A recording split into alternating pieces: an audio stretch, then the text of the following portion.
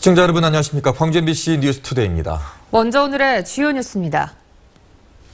삼성전자 광주 사업장이 냉장고에 이어 에어컨 등 다른 가전 라인도 대부분 베트남으로 옮겨갈 것으로 보여 지역 경제에 파장이 이어질 전망입니다.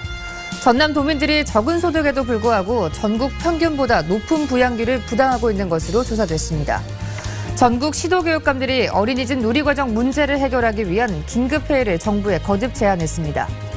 전라남도가 비정규직 근로자 생활임금제를 도입하기로 하고 생활임금액을 시급 7,248원으로 결정했습니다.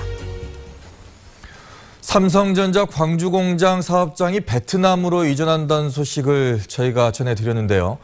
이번이 끝이 아닐 것 같습니다. 문건이 입수가 됐습니다. 김철원 기자입니다. 삼성전자가 생산 라인을 이전한다는 소문이 돌던 지난해 말 광주시와 광주테크노파크, 연구기관과 기업체 등 11개 기관이 꾸린 TF가 작성한 내부 문건입니다. 문건은 삼성전자가 광주의 가전 생산 라인을 연차별로 베트남 호치민시로 옮길 것이라 예상하고 있습니다. 올해까지는 저가형 세탁기와 냉장고 생산 라인을, 내년까지는 에어컨 생산 라인 이전이 결정됐다며 올해 5월까지 광주 사업장의 생산 라인의 20%가 옮겨갈 것이라고 예상하고 있습니다. 이 같은 예상을 바탕으로 올해 삼성전자 광주 사업장의 생산 물량이 3에서 4% 추가 감축될 것으로 전망하고 있습니다. 여기에다 올해 7월부터 가동되는 베트남 호치민시의 새 삼성전자 공장의 생산 품목이 세탁기와 냉장고, 에어컨 등 광주 사업장의 품목과 겹치는 것으로 알려져 이런 우려를 더 부추기고 있습니다. 이에 대해 삼성전자는 추가 이전은 사실이 아니라고 일축하고 저 문건을 작성할 때 광주시나 관계기관 어디서도 삼성 측에 확인한 바 없다고 밝혔습니다. 만약 광주시의 예상대로 생산시설의 해외 추가 이전이 현실화될 경우 일자리 감소와 같은 지역경제에 걷잡을 수 없는 후폭풍이 들이닥칠 것으로 예상됩니다. MBC 뉴스 김철원입니다. 삼성전자 광주공장의 생산 라인 이전으로 지역의 걱정이 큽니다. 지금 스튜디오에 중소기업중앙회 광주전남본부의 김형락 본부장께서 나와 계십니다. 안녕하십니까? 네, 안녕하십니까? 네. 삼성전자 광주공장의 이 해외 이전 소식은 지역 협력업체들에게는 그동안에 공공연한 사실이었습니다. 네. 근데 이제 이 협력업체들이 정말로 걱정하는 것이 이제 현실화가 되는데 현재 분위기가 어떻습니까? 네. 연초부터 대기업의 해외 이전 발표로 지역에서 많은 우려들을 하고 있습니다. 사실 대기업의 해외 이전은 어제 오늘의 일이 아니고 2013년부터 네. 삼성전자 청소기 라인이 베트남으로 이전하면서부터 네. 냉장고, 세탁기, 에어컨, 청소기 등 100세 가전 생산 라인의 해외 이전은 이미 진행되고 있던 사안입니다. 그때도 대기업 해외 이전에 대한 우려와 함께 네. 대책 마련들을 제기했지만 특별한 대책이 없었는데 늦은 감이 있지만 지금이라도 대책 마련에 적극 나서야 할 때입니다. 네. 자, 이제 수원에서 백색가전을 광주로 가져온 게 2004년이었습니다. 네. 그리고 끊임없이 그동안에 해외 이전에 대한 얘기가 많이 나왔었고 네. 사실 2010년도에도 베트남과 멕시코 이전이 있었고 네. 또 말씀하셨던 2013년도에도 있었습니다. 네. 그리고 삼성전자는 베트남에다가 3조 원 이상 지금 투자를 해놓은 상태인데 네. 이 정도 상황이면 이제 정말로 우려해야 될 상황인 것 같은데요. 네, 그렇습니다. 최근 급속도로 네. 대기업 납품업체들의 경영이 안 좋아지고 있습니다. 지난해 말 불과 한 달 전이죠. 중소기업 중앙회에서 대기업에 납품하는 130개 중소기업을 대상으로 4분기 애로 실태 결과를 실시했습니다. 네. 그 결과 경기 상황이 나쁘다는 응답이 55.9%로 전분기 네. 33.3%보다 무려 22.6%포인트 증가하여 대기업 납품 상황이 대기업 납품업체의 상황이 생각보다 심각한 것으로 나타났습니다. 결국 대기업의 해외 이전에 대한 우려가 생각보다 크다는 것을 알 수 있습니다. 네. 네, 이 삼성전자뿐만 아니라 그 동부 대우전자도 지난해 생산 물량이 줄었습니다. 이 광주의 가전 산업이 전반적으로 위축되고 있는데 이렇게 된다면 광주 경제에도 큰 영향을 미칠 것 같은데요. 네, 그렇습니다. 하남 산업단지의 경우 3분의 2가 대기업 납품업체로 추산되는데 대기업들의 해외 이전이나 물량 감소가 광주 경제에 미치는 여파는 클 수밖에 없습니다. 네. 그간 광주의 가전산업은 많은 일자리를 창출하였고 더불어 낙후된 그런 광주 경제를 성장시키는 데 크게 기여해왔습니다. 네. 하지만 글로벌 경제 환경이 좋지 않다고 해서 불과 10년 남짓한 그런 시기에 철수를 결정하는 것은 지역 경제에 미치는 파장을 고려할 때 상당 부분 아쉬운 점이 많습니다. 대기업에서는 미국의 금리 인상과 국제 유가 하락 그리고 중국의 성장률 둔화 등 글로벌 경영 환경 악화에 대응하기 위한 것이라고 이제 설명을 하고 있지만 네. 삼성전자가 광주 경제에서 차지하는 비중이나 위치 그리고 기업의 사회적 책임도 있지 않겠습니까? 네. 이런 부분들을 종합적으로 고려해서 연착륙할 수 있는 그런 시간을 좀 더 주었으면 하는 바람이 있습니다. 네, 또 당장 경영난을 호소하는 업체들이 있습니다. 또 예. 앞으로 더 늘어날 것 같은데 이를 위한 이 지원책 같은 건 없을까요? 네, 그렇습니다. 광주시에서 산학연구원 공동으로 TF팀을 구성하고 지역 가전업체 경영안정자금 알선이나 업종전환 그리고 네. 근로자 교육 등 대응책을 지금 내놓고 있습니다. 이러한 단기 처방도 중요하지만 중장기적으로 좀 검토도 필요하다고 봅니다. 그렇죠. 사실 지난 10년간 가전 부문에서 납품업체들은 상당한 기술력과 노하우를 축적해 왔습니다. 네. 이러한 중소기업들의 기술이 사장되지 않도록 가전 부품 단지를 만든다든지 하는 네. 지자체와 지원기관들이 지혜를 모아서 중장기적으로 가전 부품이 광주 경제의 한 축을 담당할 수 있도록 네. 다양한 지원 대책을 강구해야 할 것으로 보입니다. 자, 여러 가지 해결책이 지금 나오고 있는 상황에서 방금 말씀하셨듯이 이제 그 백색가전의 한 95% 정도의 부품을 우리 광주에서 지금 협력업체들이 만들어내고 있으니까 네. 광주형 어떤 가전을 만들어 보자는 것도 있었고 네, 그렇습니다. 또 뭐 업종 전환을 이제부터 시작해야 되는 거 아니냐라는 말이 나오긴 합니다만 네. 이게 현실적으로 좀 어렵지 않습니까? 상당히 어려운 부분이 있지만은 대기업의 해외 이전이 어떻게 보면 중소기업들에는 기회가 될 수 있다고 생각을 합니다. 네. 대기업 납품만으로는 안정성을 보장할 수 있지만은 성장에는 한계가 있습니다. 네. 그동안 대기업에 납품하면서 축적한 기술력을 바탕으로 R&D 그리고 융복합 등을 통해 새로운 업종으로 전환한다면 대기업 의존도를 낮추고 기업이 제도하게 할 수 있는 그런 기회를 갖게 될 수 있다고 생각을 합니다. 실제로 여러 업체들이 네. 이렇게 신기술 개발이나 자체 브랜드 개발에 성공을 했고 이런 성공 사례를 바탕으로 이를 잘 활용한다면 성과가 클 것으로 생각을 합니다. 지자체에서 뒷받침이 좀 제대로 좀 돼줘야 될 것 같네요. 네. 그런데 또 기업들이 일감을 찾지 못하면 그 피해가 고스란히 근로자들에게 오는데 가장 중요한 근로자들을 위한 대책은 없을까요? 네. 물론 기업이 있어야 또 근로자가 있지 않겠습니까? 네. 위기 때마다 중소기업인들은 기업가 정신을 발휘해서 이를 극복해 왔습니다. 이번 위기도 경영주와 근로자들이 합심해서 기술 개발에 매진한다면 충분히 극복할 수 있다고 봅니다. 그리고 지자체에서도 실직한 근로자들을 위해서 네. 재취업 교육을 대폭 확충하고 또 창업을 위한 교육 및 자금 지원을 통해서 근로자들이 새로운 도전을 할 수 있는 그런 기회를 많이 주었으면 하는 바람이 있습니다. 네. 네. 자, 좀 어려운 시기이기 때문에 중소기업중앙회 광주전남본부도 큰 도움을 이번에 좀 주시기 바라겠습니다. 네. 예, 말씀 고맙습니다. 네, 감사합니다. 다음 소식입니다. 이 초고령 사회에 진입한 전남은 적은 소득에도 불구하고 전국 평균보다 높은 부양비를 부담하고 있습니다. 전라남도의 2015년 사회조사 내용을 최진수 기자가 정리했습니다. 전남 지역 3가구 가운데 1가구가 월 평균 소득 100만 원 이하였습니다. 특히 70살 이상 고령자 절반 가까이는 50만 원 미만의 돈으로 한 달을 꾸려나가고 있습니다. 생활비는 식료품비가 가장 많았고 보건의료비, 주거비 등의 순이었습니다. 70살 이상에서는 보건의료비, 40대는 교육비 부담이 컸습니다. 65세 이상 고령자는 39만여 명으로 전체 20.5%를 차지했는데요.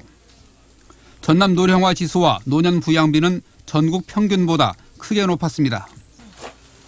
적은 소득에도 불구하고 높은 부양비를 부담하고 있는 팍팍한 삶이 고스란히 드러나 있습니다. 도민들은 이처럼 어려운 생활 여건 때문에 여가 생활도 제대로 즐기지 못하고 있습니다. 10명 가운데 6명 이상이 1년 동안 단 한 차례도 스포츠나 레저 활동에 참여하지 못했습니다. 7명이 넘는 주민은 공연을, 8명이 넘는 주민은 전시회를 1년에 한 번도 보지 못했습니다. 이러다 보니 삶에 대한 만족도도 낮습니다. 26.6%가 10점 만점에 5점을, 20.2%가 7점, 18.2%가 8점을 주었습니다. 평균 6.5점으로 지난 2012년 7점을 기록한 뒤 3년째 같은 수준입니다. 이번 조사는 전남 지역 9,500여 가구를 표본으로 방문 또는 면접 형태로 지난 8월 24일부터 12일 동안 진행됐습니다. 전라남도는 이번 조사 결과를 시, 군과 산하기관 등의 정책 기초 자료로 제공할 계획입니다. MBC 뉴스 최진수입니다. 전국 시도교육감들이 어린이집 누리과정 문제를 해결하기 위한 긴급회의를 거듭 제안했습니다. 전국 시도교육감협의회는 정부가 시도교육감들을 겁박해 누리과정의 책임을 떠넘기려 한다며 여야와 기획재정부, 교육부 등이 참여하는 긴급회의를 열자고 제안했습니다. 교육감들은 누리과정 예산을 편성하지 않는 교육청에 대해 법적 조치를 취할 경우 모든 방법을 동원해 대처하겠다고 밝혔습니다. 무등산 골프장을 운영하는 동강레저개발 주식회사가 기획 해상 절차인 법적 관리를 신청했습니다. 광주지법 제1파산부는 동강레저개발이 법정 관리를 신청함에 따라 보전 처분과 함께 포괄적 금지 명령을 내렸습니다. 이에 따라 골프장 내 물품 등에 대한 경매 절차가 중단됐습니다. 법원은 이달 중순 이후 현장 검증을 작업을 벌인 뒤 회생 절차 개시 여부를 결정할 계획입니다. 전라남도 공공부문 비정규직 근로자 생활임금제가 올해부터 본격 시행됩니다. 전라남도는 비정규직 근로자 생활임금제를 도입하기로 하고 생활임금액을 정부가 정한 최저임금 6,030원의 120%인 7,248원으로 결정했습니다. 전라남도는 공공부문 비정규직 근로자 생활임금제 도입을 위해 지난해 10월 전라남도 생활임금 조례를 제정했습니다. 광주 전남의 의료 서비스 수준이 전국에서 가장 낮다는 분석이 나왔습니다. 한국보건사회연구소의 2015년 한국의료질 보고서에 따르면 광주는 100점 만점에 43.7점, 전남은 49.2점을 받아 전국 최하위 수준을 평가됐습니다. 특히 광주는 적지성과 환자 중심성이 최하점을 기록했고 전남은 효율성과 의료 연계에서 낮은 점수를 받았습니다. 이번 평가에는 의료 효과성과 환자 안전 등 8개 범주에서 백신 3개 지표가 활용됐습니다.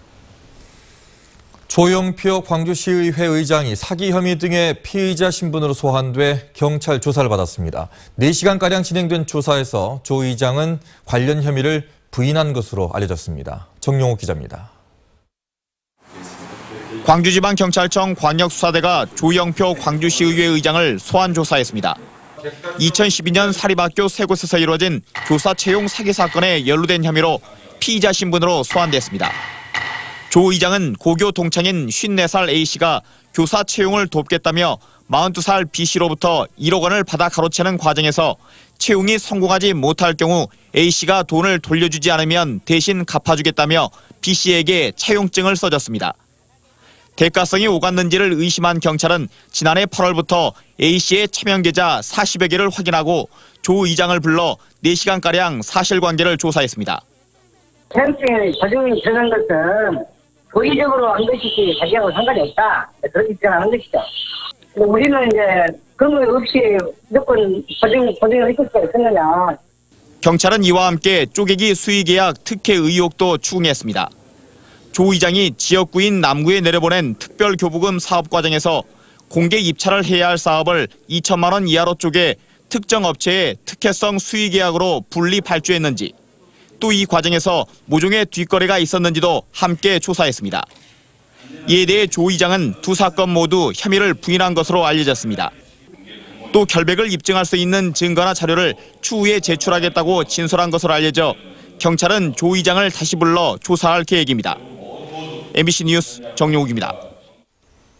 전남소방본부가 지난 한 해 동안 일일 평균 69.8건의 구조 활동에 나서서 5,500명을 구조한 것으로 분석됐습니다. 구조 유형별로는 벌집 제거가 전체 31.9%로 가장 많았고 교통사고, 동물구조 등의 순으로 나타났습니다. 전남소방당국은 또 지난해 7만 6천여 건의 구급 출동을 통해 8,100명을 병원으로 이송했습니다. 광주 서부경찰서는 유사 성행위를 알선한 혐의로 업주 35살 김모 씨 등 2명을 불구속 입건했습니다. 김 씨 등은 지난해 10월부터 최근까지 광주 서구의 한 건물에 스포츠 마사지 업소를 차린 뒤 시간당 10여만 원을 받고 유사 성행위를 알선한 혐의를 받고 있습니다.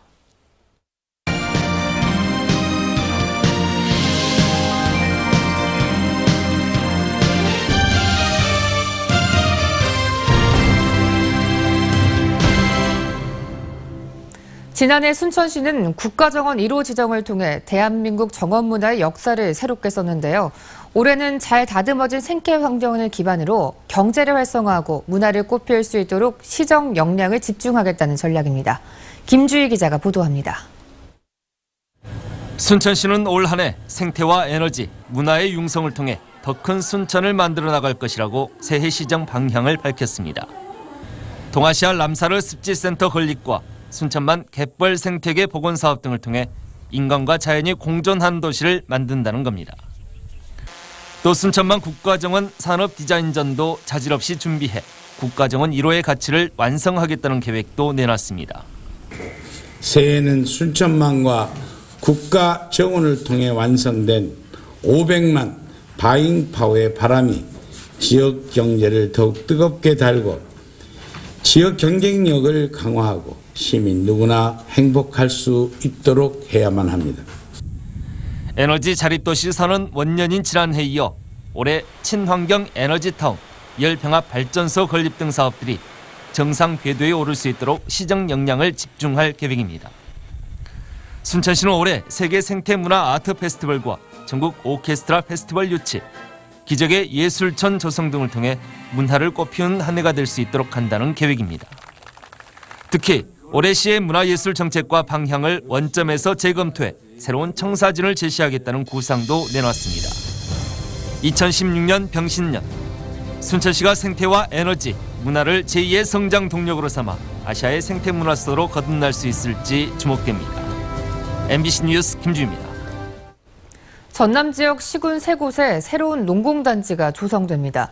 전라남도에 따르면 국토교통부가 지난해 말 신규 농공단지 3곳에 대해 조성 승인을 함에 따라 지정계획 절차가 시작됐습니다.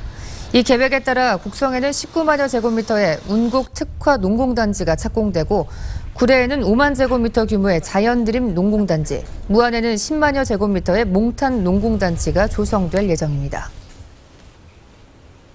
전남교육희망연대가 전라남도 교육청의 청렴도 하락 문제 해결을 위한 근본적인 대책 마련을 촉구하고 나섰습니다.